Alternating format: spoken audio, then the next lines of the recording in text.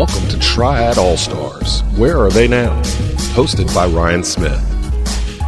Hello and welcome back to another episode here on Triad All-Stars. My name is Ryan, and joining me today is the current Glenn High School football coach, another part of our series of Glenn athletes and coaches here on Triad All-Stars. He is Coach Stevenson. Coach, how are you? I'm great, man. How you doing? I'm doing well. It's so great to have you on. Let's just start with the basics. You're a High Point native. I've been playing football since the age of 8. Tell us about how football came into your life and how you grew up with it. Well, I mean, at a young age, my dad was a little league coach. I had a helmet on. I could actually feel the helmet by the age of 3 or 4 years old. That's how big my head was. Yeah. But yeah, man, I just been around it. I've been around it since a young age. Start playing when I was 8 years old. I actually played quarterback until I got to middle school. In middle school, you can only play one side of the ball, and I chose to hit rather than to be hit. So I went from linebacker to safety. In high school, I played safety. Then played in college, I played safety until my senior year. Gained a little weight and moved down to linebacker my senior year. So yeah. But needless to say, football has been a part of my life since a young age. Yeah, and you mentioned family being an important part of your life. Dad was your little league coach. You attended High Point Central High School, where you played 3 sports. You played football for 3 years, basketball for 4 years, and track as well for 2 years. Talk about being a multi-sport athlete when you were in high school, and just what did doing the different sports throughout the different seasons teach you from a standpoint of being able to balance schoolwork, the sports, and just being an all-round athlete, I should say? Well, schoolwork came easy to me for whatever reason. School was easy, so I maintained A's and B's throughout high school. Actually, I mean, sports. I feel like sports saved my life from the streets. And I had some great coaches in high school, and had a great mom and grandma that prayed for me all the time. But me being at High Point Central all the time, from one sport to the next, I really believe saved me from the streets, or saved my life, or however you want to put it. And then I had a competitive spirit, so I always wanted to be involved in something, which either I was winning or being beat, or whatever you want to put it. So that motivated me beyond measure. Just being able to play sports and compete with friends that I've grown up with and all that stuff. So just being able to play sports was, I mean, it was never going to be a season in which I didn't do anything. Yeah, and then once you graduate, you go High Point Central, you then go on to college. You are a 4-year starter at Elon University. You played free safety. Talk about Elon. Why'd you go there? A few reasons. Just growing up in the neighborhood that I grew up in, always been around my people per se. I needed a different environment because I knew that wasn't the real world. I had opportunities to go to HBCUs and things like that, but I felt for myself I needed to go to a different type of environment, just for the betterment of myself. So I chose Elon for that reason. And then it was close to home as well. I was only 35, 40 minutes from the house. And I mean, I'm a mama's boy, and I always grew up around my mom. So it was just one of those things in which if she needed me or if I needed her, right, I was a phone call or a quick drive away. So all those things played a part. And then Elon just being a great university, and its academic merit was second to none. So it was one of those things that I felt like I was getting all I needed from one spot. Yeah, certainly a no-brainer. I have to admit, mama's boy as well. So full credit on that too. Talk about a transition now into coaching. Where did that get scratched, and where kind of did that come about? Well, going into my senior year at Elon, I came back and visited my high school, and my coach, Coach Gary Whitman, was the head football coach, but the guy that coached me was Rick Larry. who was the defensive coordinator, and then he was also the basketball coach as well. He just put that bug in my ear, and when he said something when he asked me about coaching after high school, I was like, no way. Just thinking back on the type of kids I grew up around and the different things the different ways kids act and things like that. I was like, no way. I don't think I had the temperament to deal with teenagers at that point in time. So at that point in time, I was like, no way. But after my senior year, I assisted the Elon program in the spring. And then I just felt like it was just one of those things in which I just wanted to do. As a junior in high school, we lost in the state championship game. So I still had that itch of just trying to get back to that pedestal and then actually just winning it this time. So that's one of those marks that I'm still trying to obtain. And it was just one of those things in which I just felt like I needed the kids along with the kids needing me. So I just rolled with it, and I've been at Glenn ever since I graduated college. And since this episode is specifically about Glenn, you, as you said, you came to Glenn in 2002. Dickie Klein was the head coach then, and then you were a head coach in 2014, your first year, and obviously have been the head coach ever since. Why Glenn High School? Talk about transitioning over to Glenn specifically, and why you've been here all these years. You know what? I'm a guy of faith. Coming out of college, I had a few offers and a few places I could go. And one of those things I sat down with my mom and talked to her about. And she said, Glenn is the place for you. Why she said that, I don't know.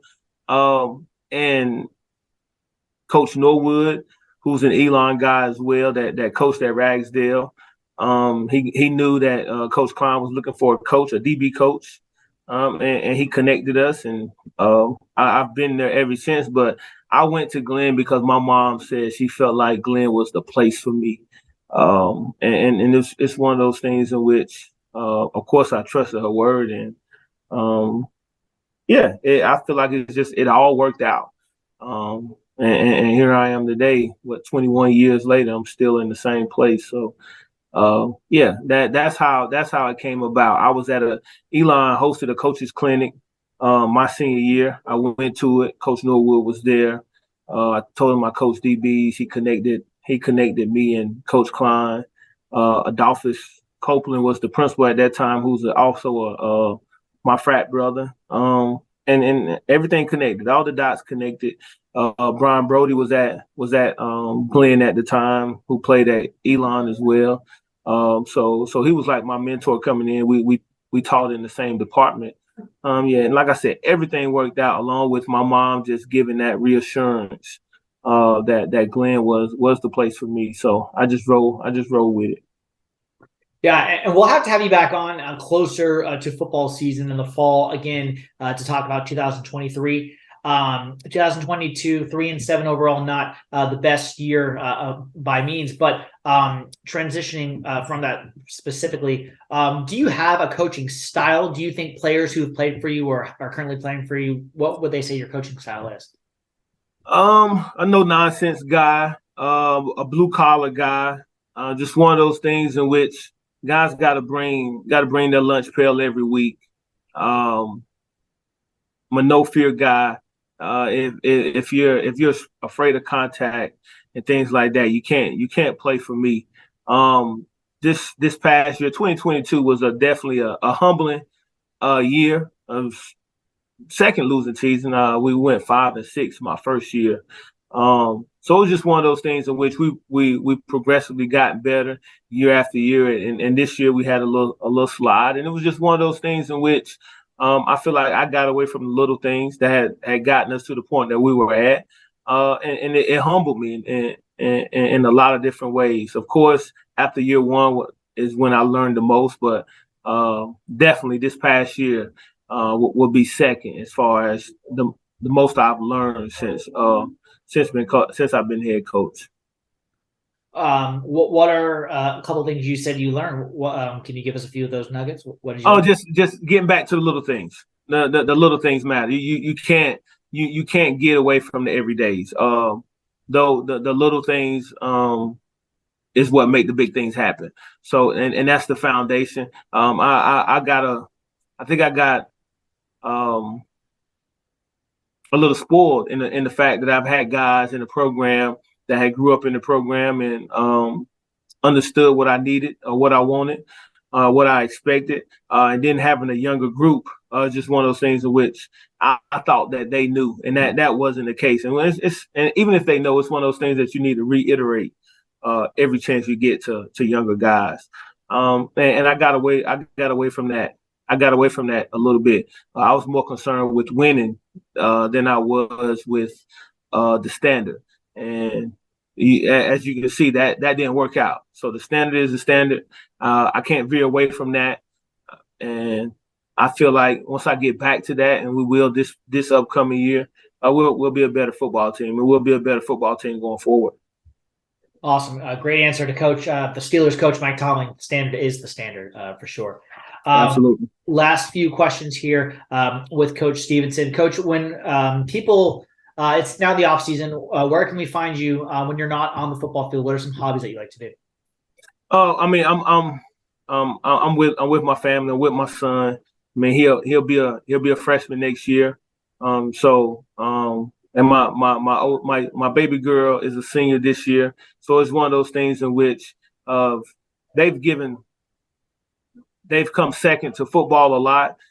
So during the spring, I try to, you can never get time back, but I try to give as much time as I can to them, just because they've been so selfless and allow me to coach this great game of football, and spending so much time away from them. And my wife does a good job of just taking the bull by the horns and getting our kids from point A to point B and all that stuff. So I'm not taking that for granted, and the time that I get a chance to spend with them, I'm definitely doing that. And last one from me, Coach. Where can our listeners find you on social media? Where can they follow yourself, Glenn Football, if they want to connect this season and beyond? So on Facebook, it's Bobcat Pride. On Twitter, is Coach Stevenson 6.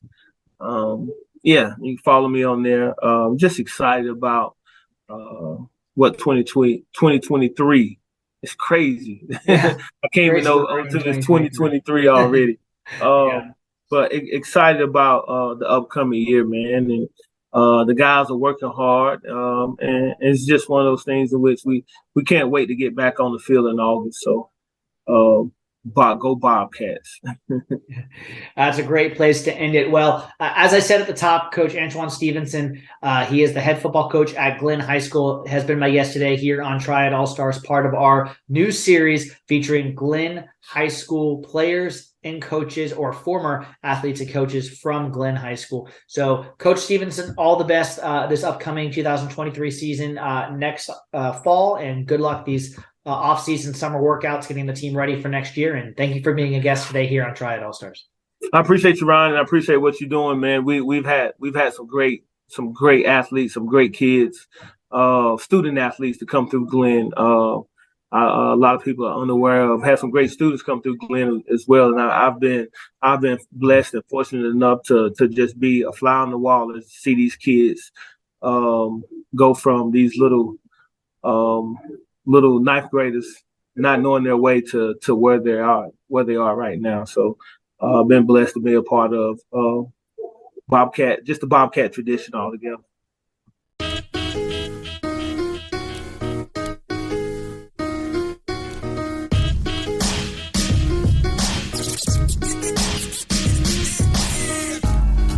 Welcome to Triad All-Stars. Where are they now? Hosted by Ryan Smith. Hello and welcome back to Triad All-Stars. My name is Ryan Smith, and joining me today is the current offensive line coach at the University of Cincinnati. He is a former Glenn High School football standout. He is Coach Nick Cardwell. Nick, how are you? I'm doing great. How about yourself, Ryan? I'm doing well. So great to have you on. Coach, talk about first just your background, how you got into sports, particularly football, and growing up. Well, I started playing flag football at an early age with the Kernersville Raiders. They're a local Pop Warner team. And then kind of got out of it a little bit and then started back at Glenn High School. Played for Dickie Klein. He was the head football coach. And just enjoyed it, loved it. We had a fair bit of success my senior year. Made it to the playoffs. I want to say either the second or third round of the playoffs, and was looking for an opportunity to play at the next level, and decided to walk on at Appalachian State University. Yeah. And so talk about your time at Appalachian State. As you mentioned, Glenn, high school football player, and then went to Appalachian State. You've had actually 3 different stints at your alma mater, but we'll go into that in a little bit. But talk about your time as a player first at App State and why you chose there. Well, really, they're one of the few that showed some interest in me as a player. I didn't feel like I was a tremendous athlete growing up. I just loved the game. And so played there, I want to say 03 to 2007, walked on, and then really just had to work my way through the program. Was kind of an unknown guy. As a walk-on, you're not a scholarship athlete, so they don't always see you as as good of a player as the rest of them. Yeah. But after 1 year, I was able to earn a scholarship, and then by my senior year, became one of the captains of the team. In 2005 and 6 and 7, we were able to win 3 national championships. I would say, I'd like to tell you that I had a huge part in that, but I was just another guy on the team. We've had some tremendous athletes on the team, and I was more the blocking tight end at the time.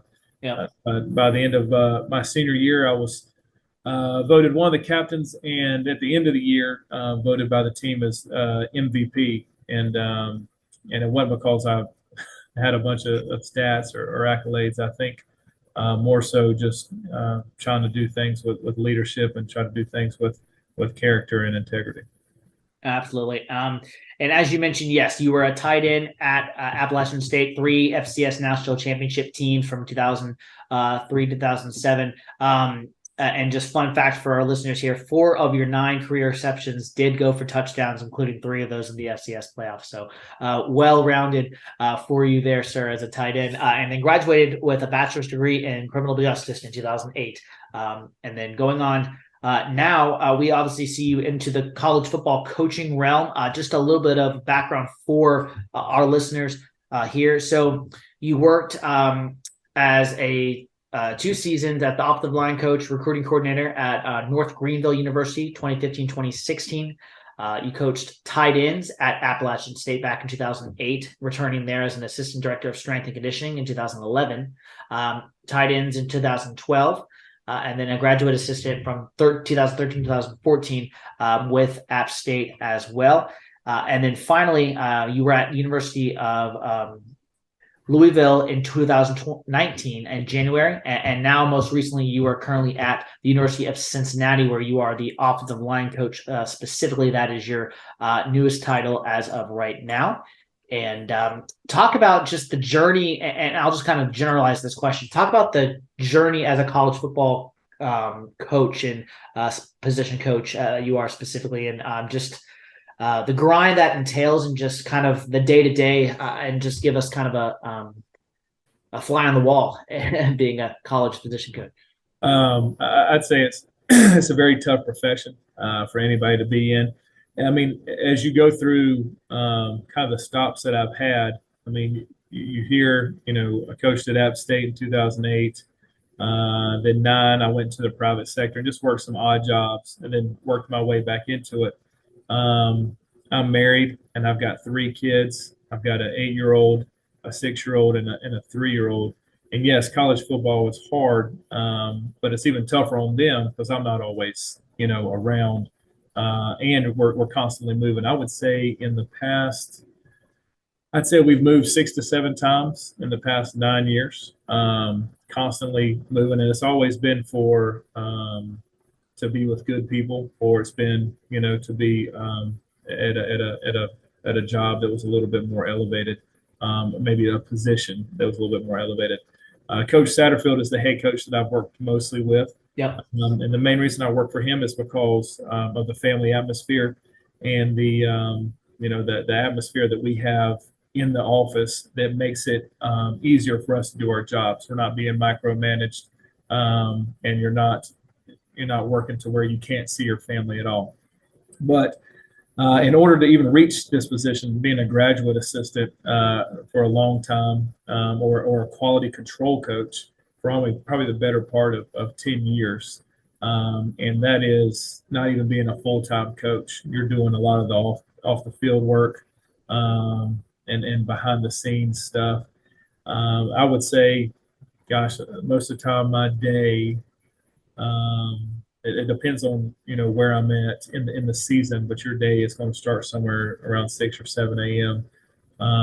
On Sundays, during the season. On Sundays I get home at midnight. On Monday I get home at 11:30. On Tuesday it's 10:30 or 11. Wednesday night we have a coach's Bible study, which is awesome. That Coach Satterfield has somebody that comes in and speaks with us. So we'll go to that, and then depends on where we are game planning wise. I may go back to the office or I may come home. And then Thursdays, either date night. So throughout the month, Thursday can be date night with my wife, or it's family night with my wife and my kids, or we have the offensive lineman who I coach over to the house, because they're as much part of my family as my own kids that I have. Fridays, you usually don't have to be in the office till around noon, but you're not getting home till maybe 10:30, 11 o'clock. And then Saturday's game day, and then Sunday that cycle starts back over. So any given week, I might not see my family till probably Thursday. And so you're talking about doing that since 2009. In the off season, when you're recruiting, I mean, I'm currently in a hotel room, so you're going to be on the road, throughout the week. So I get to see them on the weekends. But it takes a lot of work. It takes probably a lot of resilience, because there's going to be hard days, there's going to be tough days. But my thing has always been, I've got to be able to bring it every single day. These players are dependent on me to bring it every single day, to bring that passion, that fire every single day. And so, but I love what I do, so it makes it easy. I mean, I just told you a lot of stuff that's hard. I just told you a lot of hours that I have to put in. I just told you a lot of sacrifice that I have to take, but I love it, and my wife loves, being a part of it. And she gets to know these guys as well, building relationships. But even to get to where I am now in my coaching career, it took a lot of work. It took a lot of sacrifice by both of us. I think at one point I was a GA and we were on food stamps, so we were on WIC. We had just had maybe our first or second child, and we just weren't making a whole lot of money. Right. And my wife could easily have been like, listen, this ain't for us, and then, you start having some success, you start getting jobs, that are able to provide a little bit better. But, if you want to know, what it takes to get here, it just takes, a lot of sacrifice and a lot of resilience. Yeah. Well said. And I think our listeners will really enjoy the back end of what makes college football a grind on a daily basis, on kind of what you just said. Coach, this is the off season. We can certainly find you recruiting in the off season, but when you're not coaching offensive linemen, where can we find you? You mentioned with your kids during the week specifically, but where can we find you off the field when not coaching? I think there's a lot of guys in this industry that have that do have some great balance. We got some guys on our staff that love to go play golf or play some basketball. I'll exercise at least once a day, if not twice a day. That kind of helps, kind of get away from it. But currently just no real hobbies. My hobbies are, my son's 8, he's starting to play, he's starting to wrestle, he does basketball, he'll do football, he'll do all these things. And I love to go to his practices or watch him My daughter does basketball and gymnastics. I go, to watch her practices and watch the things that she does. And my 3-year-old's, I just need to go get him away from my wife for a little bit so she can have some time. So, honestly, I think balance is tough, and I think there are some guys in this industry that have a great at balance. But I would say right now, I mean, nothing else. I really, really enjoy what I do. And I think, there was a couple years that I didn't do coaching or I didn't do football, and I had a normal 9-to-5 job, and I struggled to get there on time. I struggled to be at the office at 9 o'clock. Whereas here, if we have a workout for our guys at 5:30 in the morning, I'm there at 5. Like, I'm ready to go because it's something that I'm passionate about. And so I would say off the field, if I'm doing anything, I'm probably watching football or preparing. Welcome to Triad All-Stars. Where are they now? Hosted by Ryan Smith. Great. Hello and welcome back to another episode here on Triad All-Stars. My name is Ryan Smith, and once again, we are joined in our new series by Glenn High School coach or player as part of this new series that we are doing here. And today's guest is a 1992 graduate of Glenn. He played football. He played basketball. He was the general manager of the Cleveland Browns and is currently a senior personnel executive for the LA Rams. He is Ray Farmer. Ray, how are you? I'm doing well, Ryan. How are you? I am doing well. It's so great to have you on. First, I'm just going to be honest. Talk about how you got down to North Carolina. You were born in White Plains, New York. And so, how did you get down to the South? Talk about that first. My parents tried to move down to the South in the 70s when I was really little.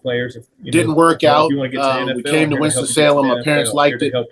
Help mold you. We went back to New York, didn't move down for probably another 10 years, or I don't know how long it was. But we ended up coming down mid to late 80s. Ended up going to middle school at Atkins Middle School before I attended Glenn High School 2 years later. So, if not once a month, I don't know. My parents were bent on getting us out of New York, me and my brother, who also attended Glenn. But yeah, it was mom and dad deciding that it was time to get out of New York and head south. I'd be remiss if I didn't say I played baseball as well at Glenn, which, again, probably the most success we had athletically, or I had athletically, was with the baseball team winning the state championship in '92. But I do. I was actually getting to that, but thank you for getting to that. Yes, state champion in baseball as well in 1992. You were also senior class president. You were a key club member, very involved at Glenn High School, where you played all those sports. When they get married, I know it's been a little bit, but what do you miss most about Glenn and your time there? These are moments. Clearly the people. I think that's how you leave a legacy. I still stay in contact with Dale Imes, who's the baseball coach. Having a bunch of guys. I saw Dustin. I actually popped in. We were talking off camera. National championship. That's great. And I would tell you that Dustin, Dale Imes' son, works at Glenn now. I don't know. It's been literally probably since the day I graduated that I had actually been back to Glenn when people were in the building. And I stopped in this fall just out of nowhere. And another good person, good man, great man, not even good man, great man. Marty Stanley was there. Mr. Kearns, and my favorite teacher back in the day, I heard that she had passed away. Marlene Scales was an English teacher. I mean, there's people that did enough for me when I was a young man and didn't have the best of directions or the best plans for where I wanted to go in life. That assisted me and helped me. And again, I think it's add in the friends of Pablo Smith, Brian Gentry's, Eddie Oates, the football players, to the baseball players, Jeff Thompson, Kirby King, Ryan Jacobs, Jimmy Bradford, God rest his soul, who passed away a year or so ago. Obviously on Facebook as well, but I don't. Yeah, I mean, it's all people. People matter. If anybody exactly, people do matter. Relationships matter, and that's the key in life, is just being kind to others and really passing that around. We'll go into the college now. You ended up going to Duke, where you were a 1996 graduate. You were all ACC 2 out of your 4 seasons there. Played free safety I was going to ask from you about 1992 leaving to a legacy. 1996. As a senior, you led the team in tackles with 111 and played in 2 collegiate all-star games. But I think you answered that. That's all well and good, but why Duke? Why did you decide to go there? Even as a player, well, you were just a relational the guy. little known history fact is I had a bunch of knee surgeries, and that you played with that Glenn. those knee surgeries combined with parents that were completely. Before we go, Glenn High School was incredible. I don't even know what the right way to describe them. I They really were enjoyed definitely my time there. pro education, probably the easiest way to say it. To the coaches, and so to the staff, they enticed me. At one point, I thought I might go to NC State or Clemson or someplace else. But they enticed me to take the challenge on of Duke. And so I committed to them slightly early in the process. And that's one of the probably one of the best decisions I ever made. But the decision was probably the person I am today. I'll say probably more my parents at the time than me. As but I said I'm at the grateful top of my that I did conversation make the today, decision. this has been Coach. And after graduating, you played 3 seasons in the NFL. You were drafted in the 4th round by the Philadelphia Eagles.